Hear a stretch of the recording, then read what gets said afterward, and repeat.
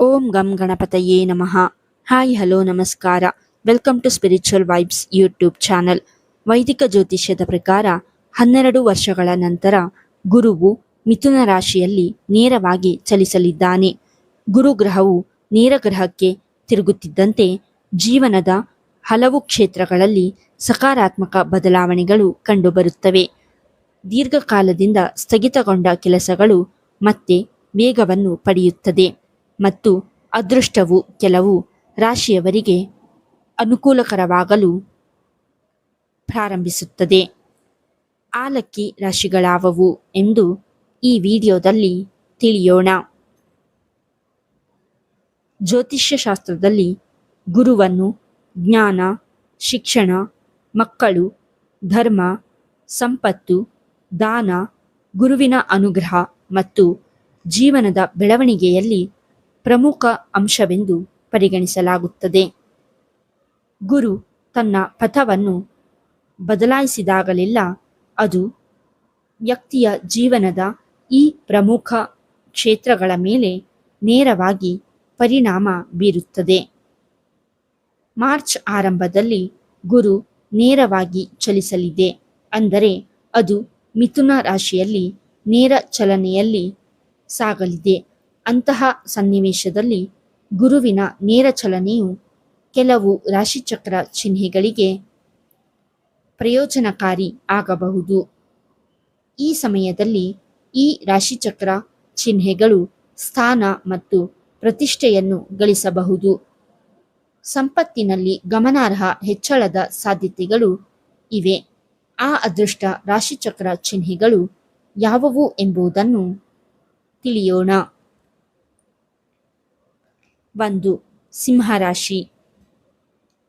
ಸಿಂಹರಾಶಿಯವರಿಗೆ ಗುರುಗ್ರಹವು 11ನೇ ಮನೆಯಲ್ಲಿ ನೇರವಾಗಿರುತ್ತದೆ. ಜ್ಯೋತಿಷ್ಯದಲ್ಲಿ 11ನೇ ಮನೆಯು ಲಾಭ, ಆದಾಯ, ಆಸೆಗಳನ್ನು ಈಡೇರಿಸುವುದು ಮತ್ತು ಸಾಮಾಜಿಕ ಪ್ರತಿಷ್ಠೆಯನ್ನು ಪ್ರತಿನಿಧಿಸುತ್ತದೆ. ಗುರುಗ್ರಹವು ನೇರವಾಗುತ್ತಿದ್ದಂತೆ ಸ್ಥಗಿತಗೊಂಡ ಯೋಜನೆಗಳು ವೇಗವನ್ನು ಪಡೆಯಬಹುದು. ಈ ಸಮಯದಲ್ಲಿ ನಿಮ್ಮ ಆದಾಯ ಗಮನಾರ್ಹವಾಗಿ ಹೆಚ್ಚಾಗಬಹುದು. ಹೊಸ ಆದಾಯದ ಮೂಲಗಳು ಹೊರಹೊಮ್ಮಬಹುದು ಮತ್ತು ಹಿಂದೆ ಮಾಡಿದ ಪ್ರಯತ್ನಗಳು ಪ್ರಯೋಜನಗಳನ್ನು ನೀಡಲು ಪ್ರಾರಂಭಿಸುತ್ತವೆ. ಹೂಡಿಕೆಗಳು ಲಾಭವನ್ನು ತರಬಹುದು. ಈ ಸಮಯದಲ್ಲಿ ವ್ಯಾಪಾರ ಒಪ್ಪಂದಗಳು ಸಹ ಸಾಧ್ಯವಾಗಬಹುದು. ನಿಮ್ಮ ಬ್ಯಾಂಕ್ ಬ್ಯಾಲೆನ್ಸ್ನಲ್ಲಿ ಹಠಾತ್ ಹೆಚ್ಚಳದ ಸಾಧ್ಯತೆಗಳು ಇವೆ. ಉದ್ಯಮಿಗಳು ಲಾಭ ಗಳಿಸಲು ಉತ್ತಮ ಅವಕಾಶಗಳನ್ನು ಕಂಡುಕೊಳ್ಳಬಹುದು. ಉದ್ಯೋಗಿ ವ್ಯಕ್ತಿಗಳು ಬಡ್ತಿ ಅಥವಾ ಸಂಬಳ ಹೆಚ್ಚಳವನ್ನು ನಿರೀಕ್ಷಿಸಬಹುದು, ಆದರೆ ಉದ್ಯಮಿಗಳು ಹೆಚ್ಚಿನ ಲಾಭವನ್ನು ಅನುಭವಿಸುತ್ತಾರೆ. ಸ್ನೇಹಿತರು ಮತ್ತು ಹಿರಿಯ ಸಹೋದರರಿಂದ ನಿಮಗೆ ಬೆಂಬಲ ಸಿಗುತ್ತದೆ. ನಿಮ್ಮ ಸಾಮಾಜಿಕ ವಲಯವು ವಿಸ್ತರಿಸುತ್ತದೆ ಮತ್ತು ನಿಮ್ಮ ಗೌರವ ಮತ್ತು ಪ್ರತಿಷ್ಠೆ ಹೆಚ್ಚಾಗುತ್ತದೆ. 2. ವೃಷಭ ರಾಶಿ. ವೃಷಭ ರಾಶಿಯವರಿಗೆ ಗುರುವು 2ನೇ ಮನೆಯಲ್ಲಿ ನೇರವಾಗುತ್ತಾನೆ. 2ನೇ ಮನೆ ಸಂಪತ್ತು, ಮಾತು, ಕುಟುಂಬ ಮತ್ತು ಸಂಗ್ರಹವಾದ ಆಸ್ತಿಗಳೊಂದಿಗೆ ಸಂಬಂಧ ಹೊಂದಿದೆ. ಗುರುವಿನ ನೇರ ಚಲನೆಯು ನಿಮ್ಮ ಆರ್ಥಿಕ ಪರಿಸ್ಥಿತಿಯನ್ನು ಬಲಪಡಿಸುತ್ತದೆ.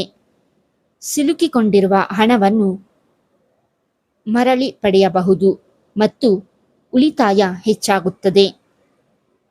ಕುಟುಂಬದಲ್ಲಿ ಶಾಂತಿ ಮತ್ತು ಸಂತೋಷ ಮೇಲುಗೈ ಸಾಧಿಸುತ್ತದೆ ಮತ್ತು ಕುಟುಂಬ ಸಂಬಂಧಗಳು ಹೆಚ್ಚು ಸಾಮರಸ್ಯವನ್ನು ಹೊಂದಿರುತ್ತವೆ. ನಿಮ್ಮ ಮಾತಿನ ಪ್ರಭಾವ ಹೆಚ್ಚಾಗುತ್ತದೆ. ಇದು ಕೆಲಸದಲ್ಲಿರುವ ಜನರ ಮೇಲೆ ಪ್ರಭಾವ ಬೀರುತ್ತದೆ. ಶಿಕ್ಷಣ ಮತ್ತು ಜ್ಞಾನಕ್ಕೆ ಸಂಬಂಧಿಸಿದ ಅನ್ವೇಷಣೆಗಳಲ್ಲಿ ಯಶಸ್ಸು ಸಿಗುವ ಸಾಧ್ಯತೆಯಿದೆ. ನೀವು ಆರೋಗ್ಯದಲ್ಲಿ ಸುಧಾರಣೆಯನ್ನು ಸಹ ಅನುಭವಿಸುವಿರಿ. ಈ ಸಮಯದಲ್ಲಿ ಮನೆಯಲ್ಲಿ ಎಲ್ಲವೂ ಚೆನ್ನಾಗಿರುತ್ತದೆ.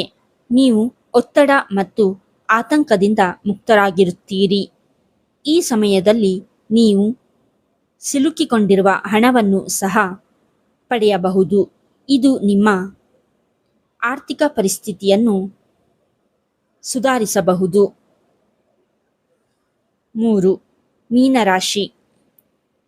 ಮೀನರಾಶಿಯವರಿಗೆ ಗುರುವು 4ನೇ ಮನೆಯಲ್ಲಿ ನೇರವಾಗಿ ಇರುತ್ತಾನೆ. 4ನೇ ಮನೆ ಸಂತೋಷ, ತಾಯಿ, ಮನೆ, ವಾಹನ ಮತ್ತು ಮಾನಸಿಕ ಶಾಂತಿಯನ್ನು ಸೂಚಿಸುತ್ತದೆ.